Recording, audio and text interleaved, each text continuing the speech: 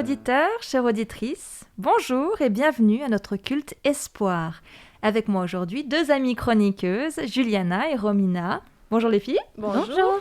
Et notre invité, Thierry Lenoir. Bonjour. Bonjour. Alors Thierry, tu es notre invité pour une série de 4 cultes autour des paraboles de Jésus sur le royaume de Dieu. Il y a 2 semaines, tu nous as fait réfléchir sur la parabole du fils prodigue. La semaine dernière, nous avons pu échanger sur la parabole du semeur. De quoi vas-tu nous parler aujourd'hui ? Je vais parler de combats, mais de combats qui sont tellement justes, mais tellement impossibles. Et Jésus nous a raconté une histoire qui va nous donner quelques clés. Hâte au combat impossible. Eh bien, je prie que le Saint-Esprit vienne guider nos échanges, qu'il vienne ouvrir notre intelligence, notre cœur, pour que nous puissions accueillir ce qu'il a à nous dire. Et je vous propose tout de suite de commencer ce temps de culte par quelques pistes pratiques pour notre première chronique « Dieu dans ma semaine ».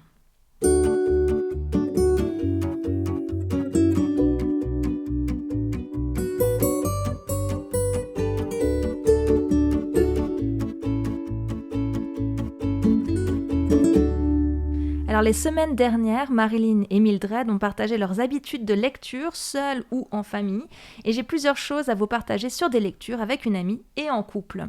Donc, la première chose, je voulais revenir sur une idée que je vous avais partagée il y a 3 semaines. Je vous parlais alors dans cette chronique du fait que j'avais eu envie, avec une amie avec qui j'ai mon groupe de croissance, de lire le livre de la Genèse à hauteur de 5 chapitres par semaine et de s'envoyer des vocaux par téléphone sur nos impressions, nos réflexions au fil de nos lectures, puisqu'on se voit par visio que toutes les 2 semaines. Ce fonctionnement nous permet d'envoyer un vocal de 5 minutes, 2 minutes, 10 minutes quand on a un peu craqué, quand on vient de lire ou que tout d'un coup on a une réflexion sur un chapitre qu'on a lu le matin par exemple. Et l'objectif était de nous aider à nous remettre dans la lecture, la méditation et l'analyse de la Bible alors qu'on était toutes les deux un peu découragées. Et donc, plusieurs semaines de pratique plus tard, je peux témoigner pour ma part que lire ces chapitres et pouvoir envoyer mes réflexions spontanées à une personne de confiance qui elle aussi lit les mêmes chapitres et m'envoie ses retours, c'est très édifiant, c'est très motivant et donc je vous recommande l'expérience. Et puis l'autre expérience que j'avais envie de partager avec vous, c'est la lecture d'un livre que l'on fait avec mon mari Brian, que j'appelle Brie. Donc avec Brie, nous avons lu plusieurs livres ensemble. Soit lui, soit moi, on lit à haute voix à l'autre une partie ou un chapitre. Puis nous échangeons sur ce qui a été lu. On a déjà lu avant d'aller se coucher, en balade, sur la plage, sur le canapé du salon, pour un début de sabbat ou en plein milieu d'un dimanche après-midi. On a aussi déjà lu plusieurs livres en parallèle et je ne sais pas si c'est votre cas, mais pour ma part, je me suis longtemps mise la pression suivante. Quand je lis un livre, je dois le lire assez rapidement et en entier. Et ce type de pression quand on veut lire en couple, qu'il y a les rythmes des journées bien chargés, qu'on n'est pas toujours dans la même humeur, pas toujours disponible pour parler de tel ou tel sujet, ça peut vite mettre en échec cette expérience, pourtant si édifiante, que la lecture d'un livre ensemble. Avec Brie, nous avons commencé un livre il y a plus d'1 an. C'est un livre avec des chapitres très courts qui déclenchent des réflexions qui nous demandent pas mal de temps de maturation en fait. Eh bien, c'est un livre rendez-vous que nous lisons à notre rythme, sans pression. Et il se trouve que certains chapitres sont tombés pile poil à des moments où nous en avions besoin. Alors je me dis que des fois, c'est pas grave si cela prend du temps. Lire un livre à 2 ou plusieurs, une autre expérience que je recommande. Super, merci Amandine pour ces expériences que tu partages avec nous. C'est vrai que c'est une bonne idée de faire des lectures à plusieurs pour s'encourager, s'édifier l'un l'autre dans nos réflexions. De mon côté, j'aimerais vous partager la promesse du jour. C'est assez drôle parce que c'était comme par hasard le verset du jour qui est apparu sur mon téléphone au moment où je réfléchissais à ce moment de culte. Et je me suis dit, mais bien sûr, c'est parfaitement dans le thème. Alors voici la promesse du jour dans 1 Timothée 6, 12. Combat le beau combat au service de la foi, afin de vivre avec Dieu pour toujours. C'est pour cette vie qu'il t'a appelé. Tu as reconnu cela le jour où tu as affirmé clairement ta foi devant beaucoup de témoins. Thierry va tout à l'heure nous parler de ces combats impossibles, dans lesquels on peut parfois perdre beaucoup de temps, d'énergie. Eh bien, dans cette promesse, Dieu nous rappelle que pour ne pas se tromper de combat, il faut combattre le combat qui est au service de la foi. Et si l'on fait cela, nous vivrons avec Dieu pour toujours. Si ça, ce n'est pas un combat qui vaut la peine. Alors, on vous a peut-être parlé du test des 5 ans pour choisir de faire ce qui est vraiment important. Pour cela, la question à se poser est « Quelle différence cela fera-t-il dans 5 ans ?» Et dans la même lignée, une bonne question à se poser serait « Quelle différence cela fera-t-il dans la vie éternelle avec Dieu ?» Alors, parmi les choses qui sont vraiment importantes, je crois que l'amour de notre Dieu est un des sujets sur lesquels nous devrions passer beaucoup de temps à méditer. C'est pourquoi je vous invite à commencer ce moment de louange en musique en nous focalisant sur cela. On a besoin de se rappeler souvent que face à nos infidélités, nos fautes, nos échecs, Dieu est celui qui répond et qui répondra toujours par l'amour. Quoi qu'il arrive, son regard envers nous est toujours empreint de compassion et son amour n'a pas de conditions. En tout temps, nous pouvons nous approcher de lui pour nous ressourcer dans son amour. Mirella nous en parle dans cette magnifique chanson, à écouter sans modération.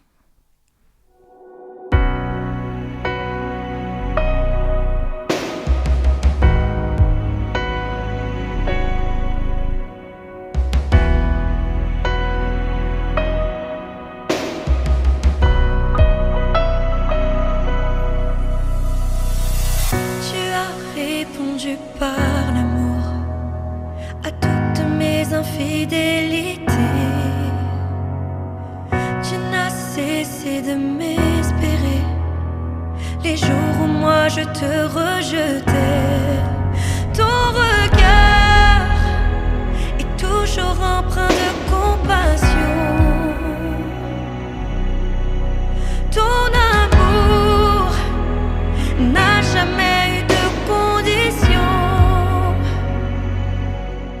Tu es le souffle qui réveille en moi l'envie et la force de vivre. Tu es amour, en t'offrant à moi, tu m'as offert un avenir. Tu m'as montré le chemin, je l'ai abandonné tant de fois, mais tu n'as pas vu à mes fautes. Tes yeux sont restés fixés sur moi. Ton regard est toujours empreint de compassion. Ton amour n'a jamais eu de condition. Tu es le souffle qui réveille en moi l'envie et la force de vivre. Tu es amour, en t'offrant à moi, tu m'as offert un avenir.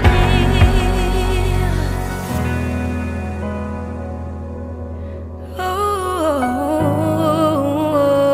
oh, oh. Je ne suis rien sans ton amour. Ton amour est sans pareil. Je veux t'aimer en retour et à jamais. Ton amour est éternel. Je veux t'aimer en retour et à jamais. Oh, oh. Tu es le souffle qui réveille en moi l'envie et la force de vivre. Tu es amour, en t'offrant à moi,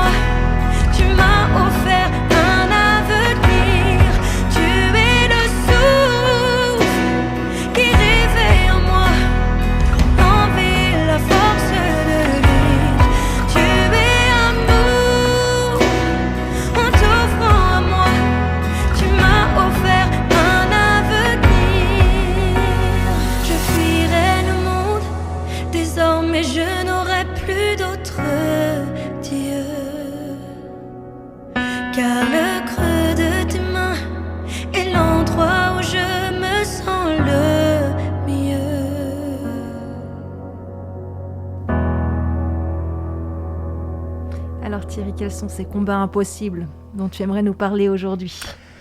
Ce sont ces combats qui sont tellement justes, nobles, beaux, et qui finalement nous fracassent. Des combats intérieurs, des combats contre tant de choses qu'on aimerait voir différentes en nous, hors de nous, autour de nous. Et puis on se rend compte que bien souvent, ils sont impossibles. Alors voilà, je suis certain que ça vous est arrivé, une fois ou l'autre. Une fois ou l'autre, parce que c'est d'ailleurs l'origine du burn-out. On dit beaucoup de choses aujourd'hui sur le burn-out. Le burn-out, c'est beaucoup plus que ce qu'on dit souvent, qui est une surcharge de travail. Non, je ne crois pas que c'est cela.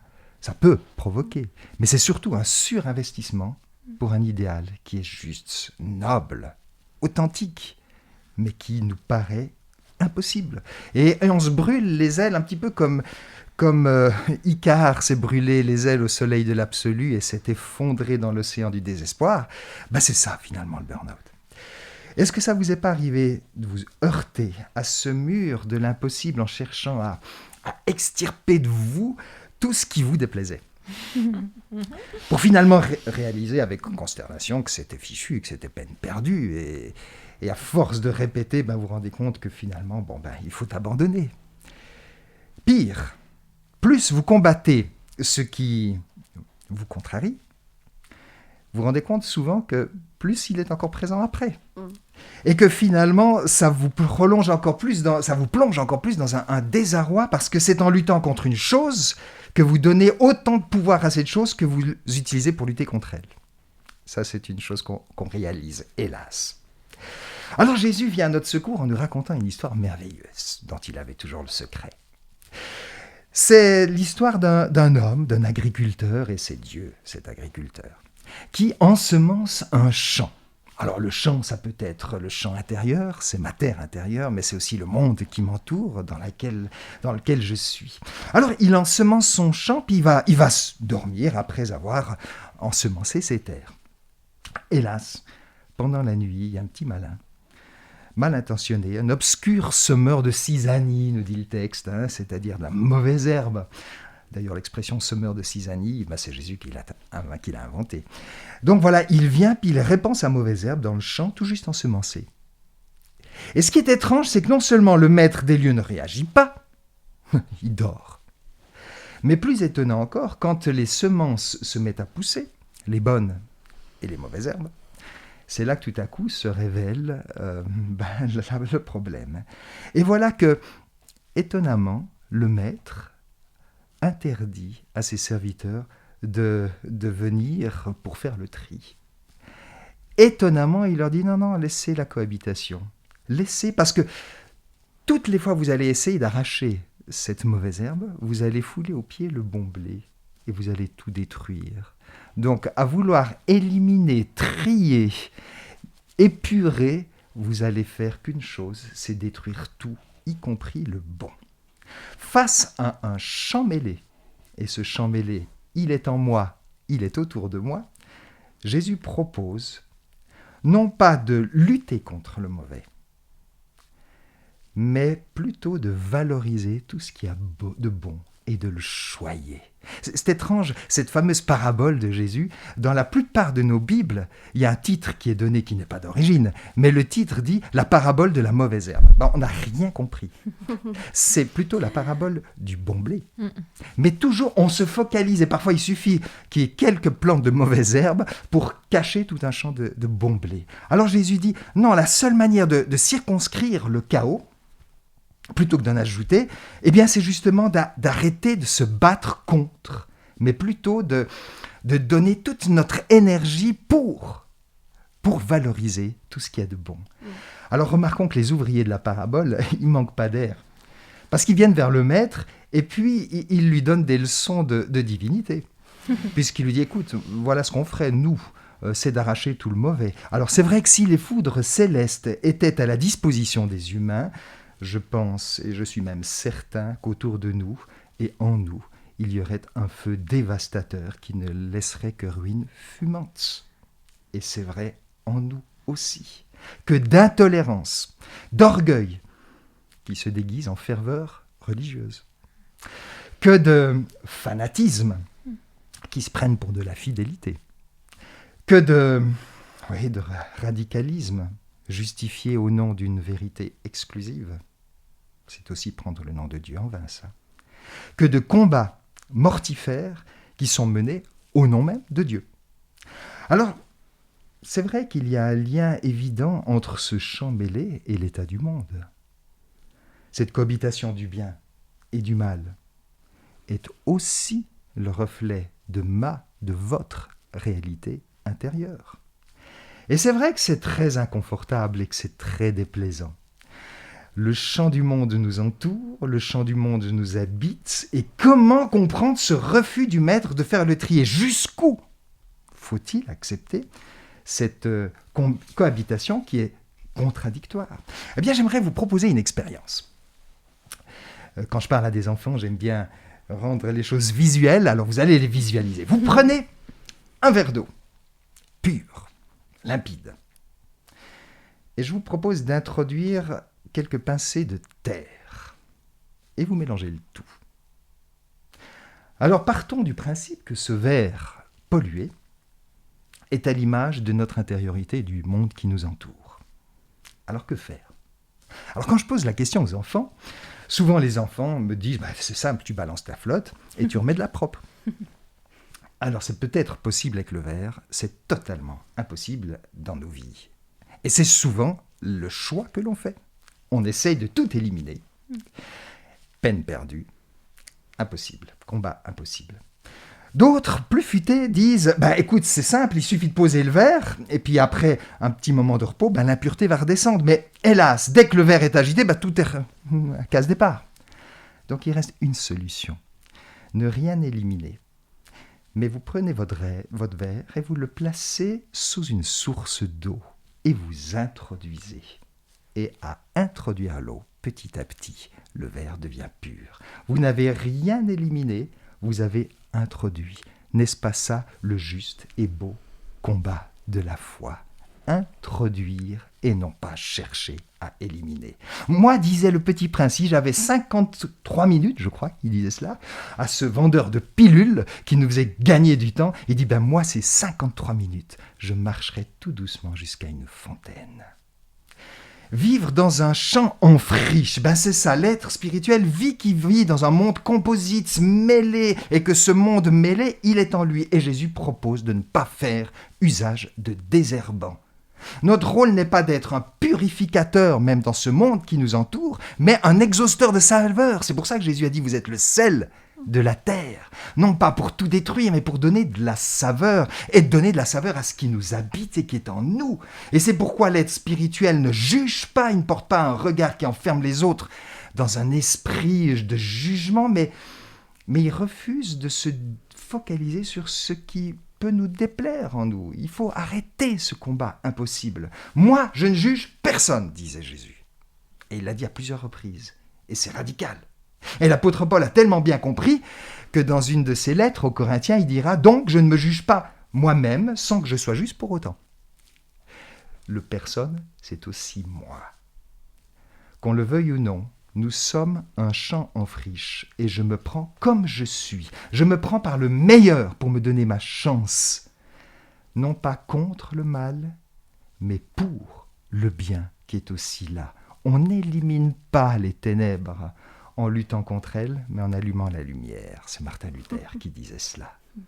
Et quand je lis encore dans la Genèse, mange, dit Dieu, de tous les arbres du jardin, mais ne mange pas de l'arbre de la connaissance du bien et du mal, parce que le jour où tu en mangeras, tu mourras. Eh bien, chaque fois que je juge l'autre et que je me juge, je m'érige en Dieu. Et ça, dit Dieu, ne mange pas de ce fruit, parce qu'il est mortifère. Ne juge pas, tu ne connais pas ce qui est bien ou mal. Accueillir notre belle part. Pour terminer, l'apôtre Paul, j'aimerais juste évoquer cela, est passé par une profonde dépression. Et ça, on le retrouve dans l'épître aux Romains, au chapitre 7. À un moment donné, il dit « Mais ce que je fais, je ne comprends pas. J'arrête pas de faire le mal que je ne veux pas. Je ne fais pas le bien que je veux. Misérable de moi, rien de bon n'habite en moi. » C'est un gros mensonge. Mais c'est le propre de la dépression. Il s'est confronté à son mur de l'impossible. Et puis tout à coup, il découvre qu'il y a en lui une part de lumière, qui a en lui un désir et que c'est aussi lui. Et il accepte d'être un chant mêlé. Grâce soit rendue à Jésus-Christ. Eh bien voilà, il porte en lui un désir de bonté, de pureté, et c'est sa part lumineuse, et c'est celle qu'il va mettre en avant. Il est prêt à recevoir la paix des profondeurs. Il a compris que le bon combat n'est pas à mener contre le mal, cherchant à l'éliminer, mais pour le bien, cherchant à le reconnaître, à l'accueillir, à le choyer, et ainsi lui donner la place. Et c'est ainsi que, juste après l'expression de cette grande dépression, Paul va pouvoir écrire aux Romains, c'est ainsi que le mal est vaincu par le bien. Halte au combat impossible. Qu'est-ce qui t'a interpellé, toi, auditeur, auditrice, dans ce message ? Quel élément souhaites-tu retenir ? Une phrase, un mot-clé, quelque chose qui fait tilt pour ta vie ? Et vous, Romina, Juliana ? Moi, je retiens le mot « accueillir ». Ce mot qui est tellement bienveillant, finalement. Accueillir soi-même, accueillir l'autre et savoir voir que Dieu nous accueille aussi avec nos imperfections. Alors, étant une personne perfectionniste, c'est quelque chose qui m'aide énormément. Et puis de me dire, finalement, si je lâche prise, en fait, de cette perfection, je mets Dieu au centre de ma vie. C'est lui le centre. C'est pas moi et mes imperfections. Je crois que c'est un des mal de ce siècle, je crois, d'être perfectionniste. Je crois qu'il y en a beaucoup qui sont perfectionnistes. Ouais, je me reconnais pas mal ce que tu dis. Et moi, ce que je retiens, c'est juste le tout début là, de la parabole où l'agriculteur, en fait, il sème et après, il va dormir. J'aime bien cette... je me dis, Dieu, il est comme ça, en fait. Il fait son travail et puis après, il laisse faire. Et je pense que c'est un bon modèle pour nous. On n'arrive pas souvent à faire ça. C'est vrai. Et toi, Thierry ? J'aime bien quand tu parles du perfectionnisme et ça nous libère de ce besoin de perfectionnisme. Une parole de Jésus à un jeune homme qui était plein d'idéal. Qu'est-ce que je dois faire de bon pour hériter de la vie éternelle ? Et Jésus lui répond, un seul est bon, c'est-à-dire t'es pas Dieu et la place elle est prise, bonne nouvelle. Donc me prendre par le meilleur pour me donner ma chance. Voilà, c'est ce que Jésus nous propose.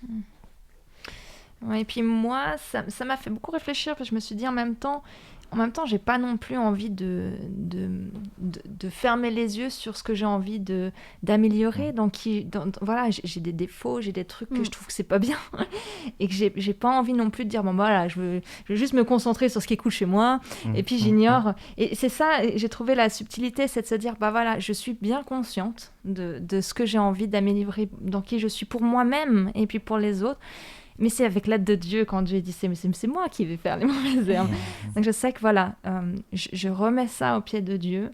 Bah aide-moi, toi t'es bon, toi t'es grand, toi t'es puissant. Et puis aide-moi justement à du coup pouvoir me concentrer sur ce qui est bon, parce que si je donne plus de place à ça, ça va avoir un impact finalement sur ce que j'ai envie d'améliorer. Donc voilà, ça c'est quelque chose qui me fait réfléchir. Je pense que ça va me faire réfléchir encore un bout de temps là. Dieu est un père, une mère qui nous offre un regard bienveillant, c'est-à-dire qui voit le bien. J'aimais bien la citation de Martin Luther. C'était comment déjà ? Au lieu de chercher toujours à combattre la lumière, le plus simple, c'est d'allumer la lumière. Allumer la lumière. Enfin, pour combattre l'ombre. Oui. Combattre l'ombre, excuse-moi, les ténèbres. Oui. Oui, tout à fait. C'est d'allumer la lumière. C'est le bon combat. Et le beau. Alors Romina, cette thématique t'a fait penser à un sujet pour la chronique Dieu dans les arts. De quoi s'agit-il ? Oui, tout à fait. Alors ça faisait un moment que je voulais vous présenter Neïs. C'est une artiste chrétienne lyonnaise et elle fait des très beaux slams. Et à chaque fois, je suis vraiment touchée. C'est très profond, ces poèmes. Et je vous invite justement à écouter Petite fille, tirée de son premier album Pause.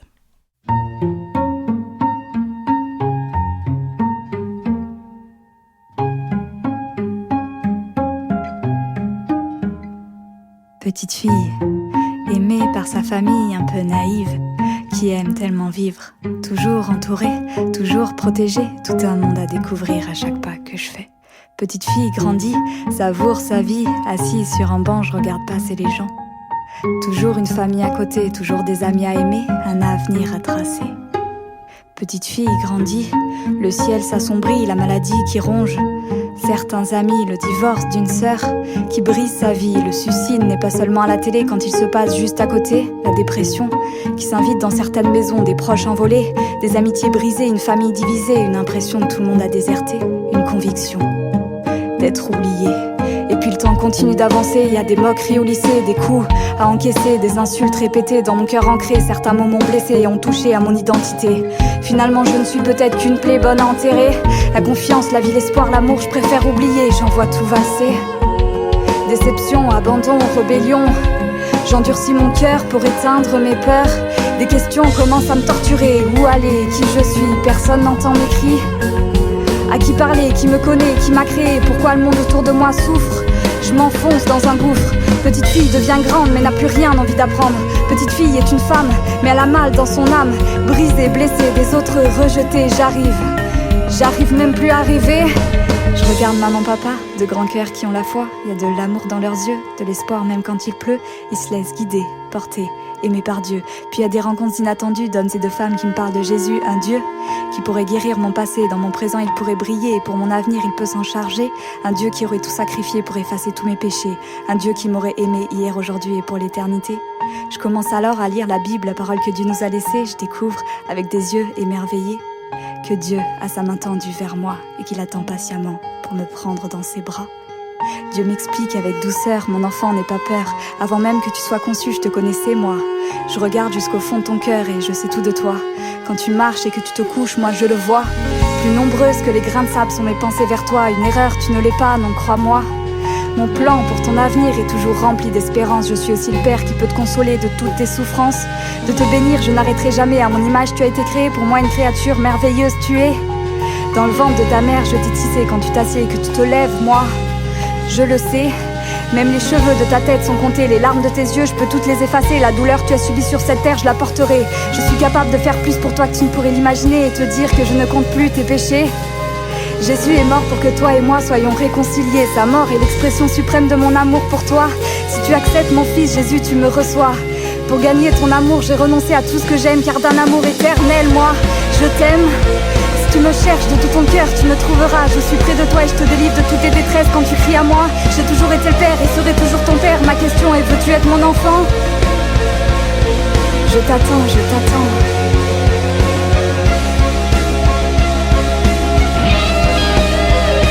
Je suis délivré, libéré, relevé, pardonné, aimé pour l'éternité. Je suis délivré, libéré, relevé, pardonné, aimé pour l'éternité. Waouh, merci pour ce partage. Quoi dire après ça, en fait?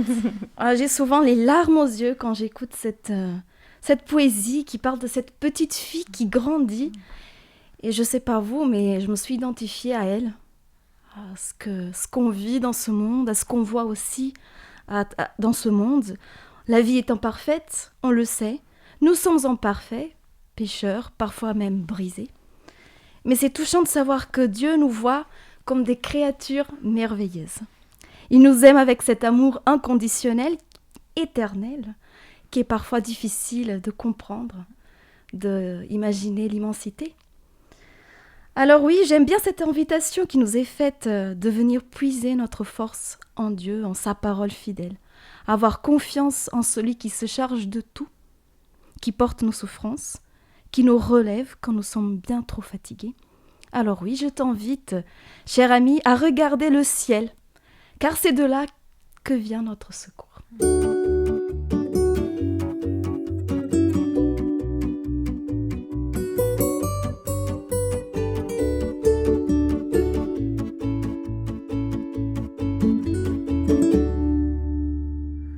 Nous avons pour habitude de partager avec toi, auditeur, un témoignage dans la chronique Dieu agit. Tout ce dont nous avons parlé m'a fait penser aux mamans. Je m'explique. Je ne suis pas maman, mais je suis entourée de mamans, des mamans douces, exigeantes, en colère, créatives, travailleuses, fatiguées, aimantes, surmenées, culpabilisées. Des mamans qui sont constamment en proie à une pression sociétale, une pression familiale parfois, une pression qui finit par s'auto-cultiver pour être the maman, la maman bienveillante, la maman performante, la maman qui sait lâcher prise, la maman qui... Et je découvre avec effroi le nombre d'épuisements, voire de burn-out maternel. Et quand j'observe ces mamans, je trouve que c'est une bonne illustration du conflit intérieur de beaucoup d'entre nous. Ce fameux chant intérieur fait de bonnes herbes ce que je suis de bon, de bien, de beau, ce que je fais de bon, de bien, de beau, et puis toutes ces mauvaises herbes, mes défauts, mes échecs, ces fichus états d'être et ces actions dont je ne suis pas franchement fière. Que je confesse à Dieu et pour lesquels je demande à Dieu qu'il me transforme petit à petit avec sa douceur, avec sa bienveillance, avec son amour. Et parfois, l'attention est tellement portée sur ces mauvaises herbes que ce n'est plus qu'elles que l'on voit et parfois l'effort est tellement mis à les enlever qu'on n'a pas l'énergie de profiter, d'admirer les jolies herbes, qu'on n'a pas l'énergie de mettre en place les solutions qui permettent de développer le principal, à savoir les bonnes herbes. Cela m'a fait penser à Hélène Bonhomme. Hélène Bonhomme, dans sa vingtaine, tombe enceinte de jumeaux. C'est le rêve d'une vie, devenir maman, qui s'accomplit. Elle va vivre l'aventure de s'occuper de ses 2 petits garçons. Aventure qui, malgré le soutien de son fabuleux, c'est ainsi qu'elle appelle son conjoint, va l'amener à petit, sur 2 ans, sombrer sans se rendre vraiment compte à force de petites choses, de petits stress.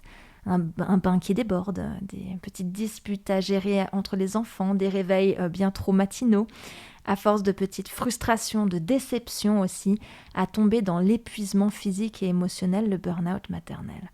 Elle témoigne de cette sensation alors de ne jamais avoir le sentiment du travail accompli, la vie du quotidien étant un éternel recommencement. Je range, je re-range, je re-range, je nettoie, c'est sali, je renettoie. Elle témoigne également de l'absence de reconnaissance. Qui va reconnaître tous ces gestes du quotidien accomplis ? Et puis tout d'un coup, ce rétrécissement de l'identité. Je ne suis plus que mère. Et qui plus est, une mère qui se juge en échec.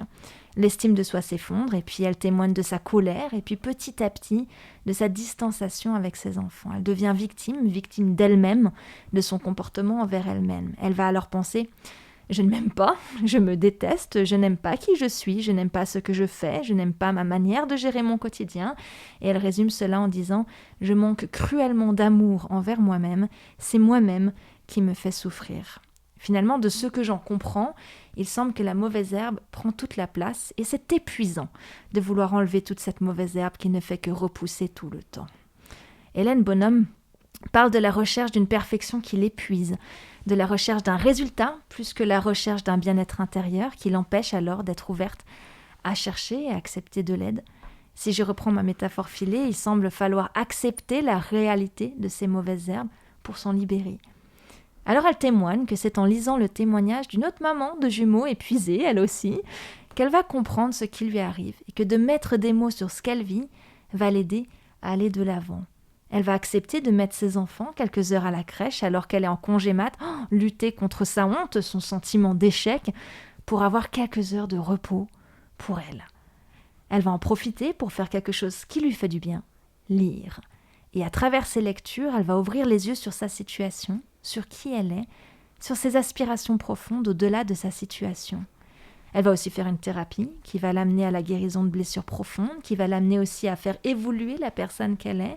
Son fabuleux, va aussi en parallèle évoluer et cela va les amener à devoir réapprendre à se connaître, traverser des crises qui vont, grâce à Dieu, amener à une construction, une reconstruction. Elle explique qu'elle a appris à s'aimer comme elle était.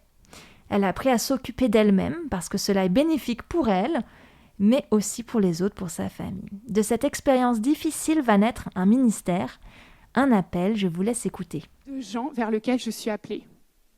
Quelle sorte de gens je suis appelée à bénir? Quel type de personnes je suis appelée à servir?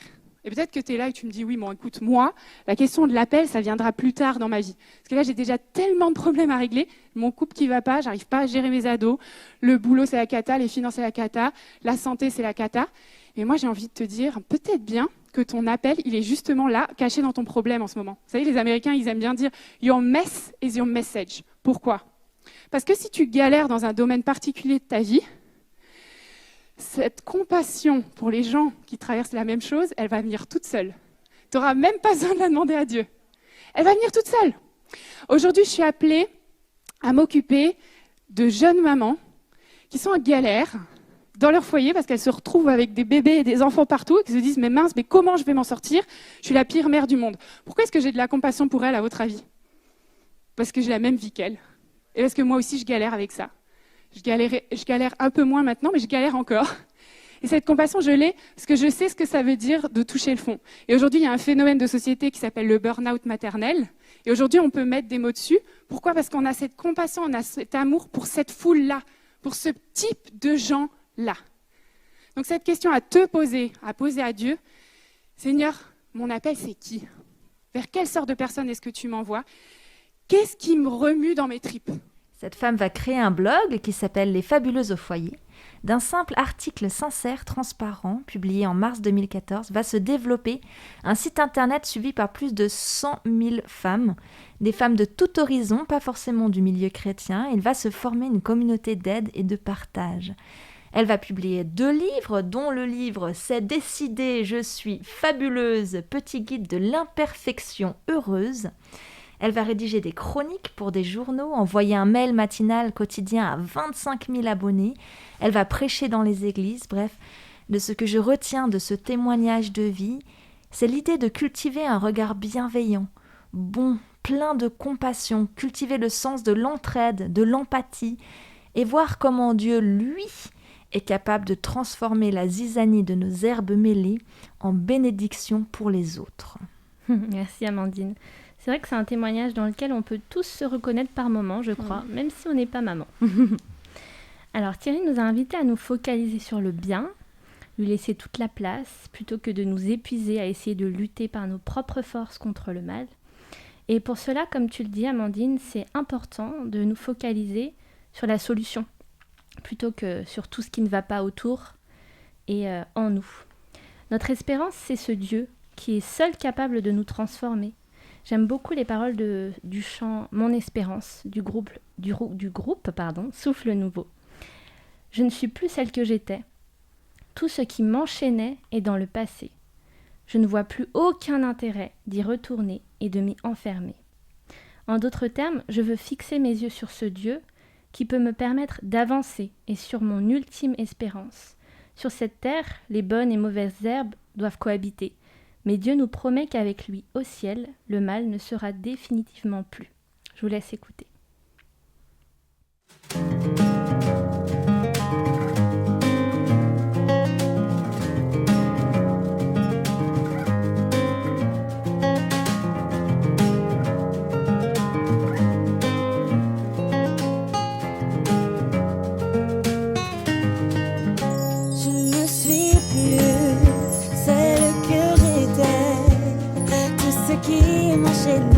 Et dans le passé, je ne vois plus aucun intérêt d'y retourner et de m'y enfermer. Car maintenant, je sais que je n'avance pas seul. Oui, maintenant mon passé ne décide pas de nous présent. Même les souffrances du temps présent ne sauraient être comparées à la gloire qui à venir, qui en nous se révélera. Même les souffrances du temps présent ne sauraient être comparées à la gloire qui est à venir, qui en nous se révélera.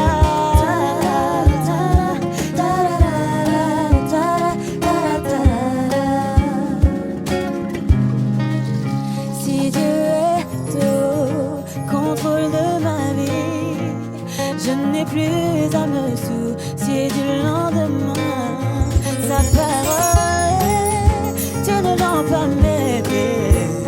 La lumière qui éclaire mon chemin. Car maintenant, je sais que je n'avance pas seul. Oui, maintenant mon passé ne décide pas de présent. Même les souffrances du temps présent ne sauraient être comparées à la gloire qui est à venir, qui en nous se révélera. Même les souffrances du temps présent ne sauraient être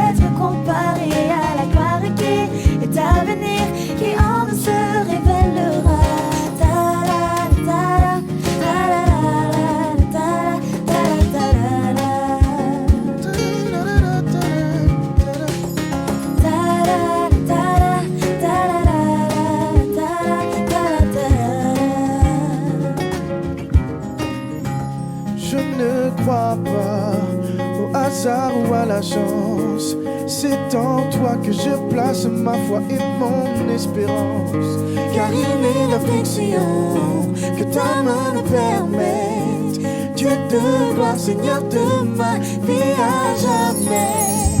Je ne crois pas au hasard ou à la chance. C'est en toi que je place ma foi et mon espérance. Car il est l'affliction que ta main nous permet. Dieu de gloire, Seigneur de ma vie à jamais.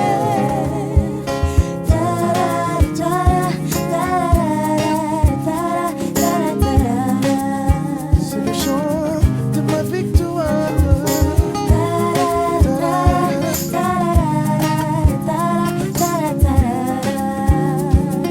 Le chant de mon espérance.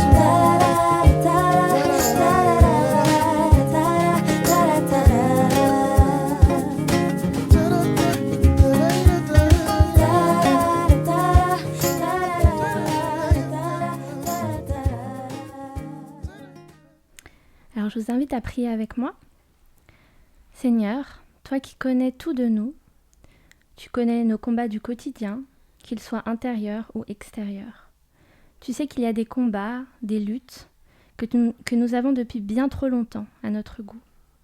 Tu sais que parfois nous nous épuisons à lutter par nos propres forces. Tu sais aussi que parfois nous nous trompons de combat et nous te demandons pardon pour tout cela. Seigneur, aide-nous à lâcher prise, à accepter que sur cette terre, il y aura toujours des luttes et que c'est justement pour cela que nous devons compter sur toi et te laisser combattre pour nous. Aide-nous à te faire confiance pour faire de ces sujets de lutte des sujets de bénédiction pour nous et pour les autres. Merci pour ton amour, ta bienveillance et ta présence dans tous nos combats, Seigneur. Nous te les confions. Amen. Merci Juliana pour cette prière. Je vais vous raconter un témoignage personnel lié à une période un peu éprouvante de ma vie. Quand j'étais un peu plus jeune, j'ai eu des problèmes avec mon groupe d'amis proches, ce qui m'a amenée à me sentir seule. Donc, à la suite de cela, j'ai commencé à douter de moi-même, à me sous-estimer, à me dévaloriser. Je regardais le négatif en moi. Et bien sûr, cela me faisait souffrir et j'avais beaucoup de colère contre moi. Je me sentais vraiment nulle. À un moment donné, je me suis dit, bon, ça suffit quoi. J'en ai marre de me sentir comme ça. Et donc, j'ai décidé de prendre ma vie en main. Et je me rappelle que j'ai commencé à lire un livre sur l'estime de soi. Et malheureusement, je suis désolée, je ne peux pas vous le recommander parce que je ne me rappelle pas du titre. Mais c'était bien. Et cette lecture m'a vraiment aidée, m'a fait du bien. J'ai commencé aussi à prier pour que Dieu m'aide dans cette démarche de guérison. Et je ne me rappelle pas ni comment ni d'où l'idée m'est venue. Mais j'ai décidé de tous les jours écrire sur un post-it une de mes qualités. Et puis, je la collais sur la vitre de ma chambre. Donc, tous les jours, je faisais ce petit rituel d'écrire un petit post-it. Et bien sûr, ça n'a pas duré des mois, mais à un moment donné, j'avais quand même quelques post-it sur la fenêtre. Et ça faisait du bien. Je les ai laissés quand même pendant un bon moment. Et je peux vous dire que juste le souvenir de cette vitre, c'est comme un pansement au cœur, ça m'a fait beaucoup de bien. Et ces démarches que j'ai entamées m'ont vraiment aidé à reprendre confiance en moi, en mes qualités. Je me suis rendu compte qu'au lieu de me battre contre mes défauts et mes imperfections tout le temps, la meilleure méthode pour avancer était de me focaliser sur le bon. Et forcément, les choses ont commencé à changer. C'est là que les choses ont changé pour moi. J'arrivais à faire face à des choses qu'avant, je n'arrivais pas, parce que je manquais de confiance. Du coup, d'où l'idée aujourd'hui de vous lancer ce défi qui ne peut faire que du bien. Je voulais vous inviter pendant 10 jours, vous pouvez continuer plus longtemps si vous voulez, de tous les jours écrire justement sur un post-it une de vos qualités et de le coller quelque part où tu vas regarder souvent. Donc tous les jours, écrire une qualité sur un post-it. Puis je te propose, à chaque fois que tu fais cela, tu puisses aussi vivre un moment de prière, de reconnaissance à Dieu qui t'a donné cette qualité. C'est lui qui t'a créé. Et cela pendant seulement 10 jours. Tu vois, ce n'est pas si difficile que ça. Et si jamais tu penses que cela va être difficile pour toi de te trouver 10 qualités, alors cela veut juste dire que ce défi est vraiment fait pour toi. Donc n'hésite pas, vas-y, fonce. Et n'oublie pas que si tu vis des choses difficiles dans ta vie et que tu te bats avec toi-même depuis longtemps, n'hésite pas à chercher de l'aide. Aujourd'hui, vraiment, on trouve plusieurs outils et des personnes qui sont vraiment disponibles pour t'aider à tenir en estime ce qu'il y a de bon en toi. Merci Romina, je partage tes encouragements, cela vaut la peine d'être essayé. Alors, merci Thierry pour ce thème que tu as choisi, pour ton partage, pour cette réflexion qui, je pense, ça va prendre un temps pour que ça rentre bien en nous et que ça puisse faire son chemin. Je prie que tu continues d'être béni, guidé dans ton rôle d'aumônier, mais aussi dans tous ces projets que tu montes aussi avec ta femme pour servir, accompagner les gens. Merci d'avoir pris ce temps de venir vivre ce culte avec nous. Merci les filles pour vos réflexions, pour vos partages, pour votre authenticité. Merci auditeurs, auditrices d'avoir partagé ce temps de culte avec nous. Sois encouragés, sois fortifiés, bénis, remplis de l'amour de Dieu, de sa compassion pour toi. À la semaine prochaine. Bye bye.